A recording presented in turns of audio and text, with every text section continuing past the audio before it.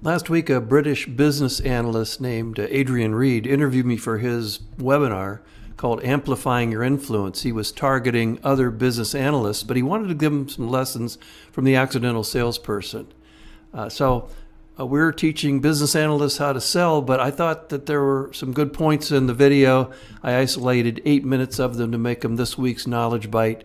So have a look. One thing I find a lot of people in sort of my line of work suffer from, although it's never really talked about, is a little bit of imposter syndrome, right? Where you know, and I count myself in this, right? I've been doing this a long time, but I still have that feeling that, you know, you're going to get found out, that you're not as good as you're not as good as you think you are.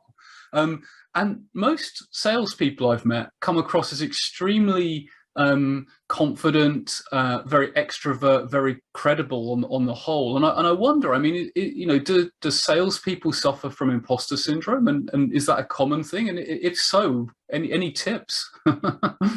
Well, I feel like I'm a confident person and a knowledgeable person and an honest person, and it's the intention that you have when you walk into somebody's office. It's the intention. I want to help you. Selling is helping, and I can help you. And if there's no fit, we can, we'll say goodbye, shake hands and say goodbye. But I can remember this may help, and I think it'll help. I had this brand new online course, and I was selling it to a pretty significant customer. And the trouble with being a sales trainer, selling sales training, is that everybody thinks you're going to use all kinds of techniques on them and trick them. And so for the first 20 minutes, there was just like a barrier in front, and there was nothing coming. I mean, it wasn't a good conversation. And about that 20 minutes into the meeting, this guy he sits back and he sighs. He says, "You know what, Chris? You're not too slick." And I say, "Yeah, I'm just here to help. I wasn't putting on some big facade like I do everything. You're not too slick." I think that's really what you don't want people defending against, coming on at like you're, I'm an animal. I'm going to go get you. That's not what selling is. And in fact, there's a lot of research. You can Google introverted salespeople, and you'll find that they do very, very well. It's hard for them to make a phone call, but they don't dominate the conversation. That's really interesting. That's really interesting, Chris. And I can imagine actually now hearing you say that actually, I like that. Not too slick.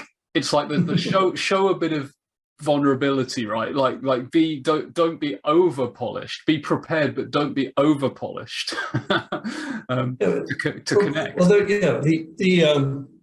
and the other thing is, if you can get some, if you read Influence or Cialdini's book, it's social proof. Do you have social proof? And I mean, I used to collect seminar, they call them smile sheets. "Oh, this is the best seminar I ever went to, and Chris helped me increase my..." So, and you put that in your brochures. But now you can videotape a client and say, "I want to tell you what Adrian did for me," and that's better than you telling people how good you are. Somebody else tell.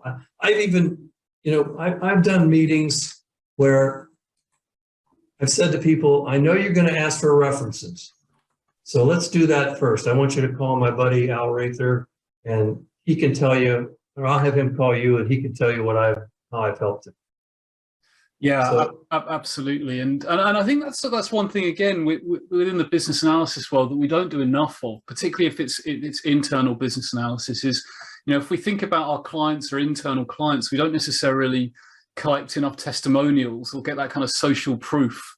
So when we're dealing with part of the business that's never dealt with us before, we can say, well, actually, look, this person over in this part of the business, look at what we did for them, and and here's, almost thinking like a salesperson, right? So, which Oh is no. And I mean, some of the best trainings I've been around is where I may go in to speak, but they'll have customers come in and talk to the salespeople too, and tell how the company's helped them, and what they appreciate about the company. So, but anytime you can get a happy customer story and share it with people, then you don't need to build all the credibility. Yeah, you know what? It reminds me, and I've no idea who this quote is from, but it's always stuck with me, which is facts tell, stories sell. Mm-hmm. And I heard that probably about 10, 15 years ago, and it really resonated with me because there's, I believe, absolutely a real place for business storytelling, like even within a business. If you're trying to convince someone, you can put an Excel spreadsheet in front of them, and if they're an actuary, then yeah, put the spreadsheet in front of them, because that's what they're going to want to see, right? But most execs, or certainly execs I work with, yeah, they want to know the data's there, but they also want the 3-minute story behind it, right? And often they want the pictures and the diagrams, and so there is that element of creating the narrative to convince people. Yeah, I mean, one of the things that I ask people in a seminar setting, or you can do it. It's not as good on Zoom, but why are you doing this besides? Why are you doing this besides the money? Yeah, yeah. And if you can tell people that, like I came up with 38 years ago, my partner and wife Sarah McCann, right back there. We came up with our mission statement. It was making successful people successful sooner.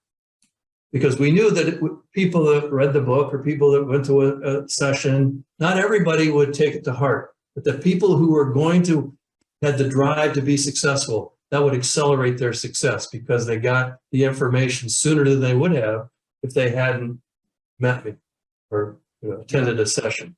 Yeah. And making successful people successful sooner is really, I tell a story about, here's a story. So a woman comes up to me after a seminar in Iowa somewhere. She said, "Mr. Lytle, thank you for my career." She took my hand and held it. And I said, "What do you mean?"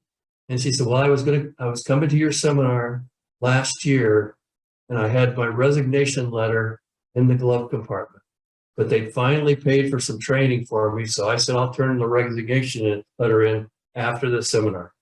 And when I got back, you had made things so clear to me that I just went out and executed." And she said, I'm making more money now than I ever thought I would. I'm making more than my old man." And she said, it's thank you. And so I spent the money from that seminar a long time ago, but I never forget that. Yeah. Because that's what, that's the mission. And the money comes later. Money will happen.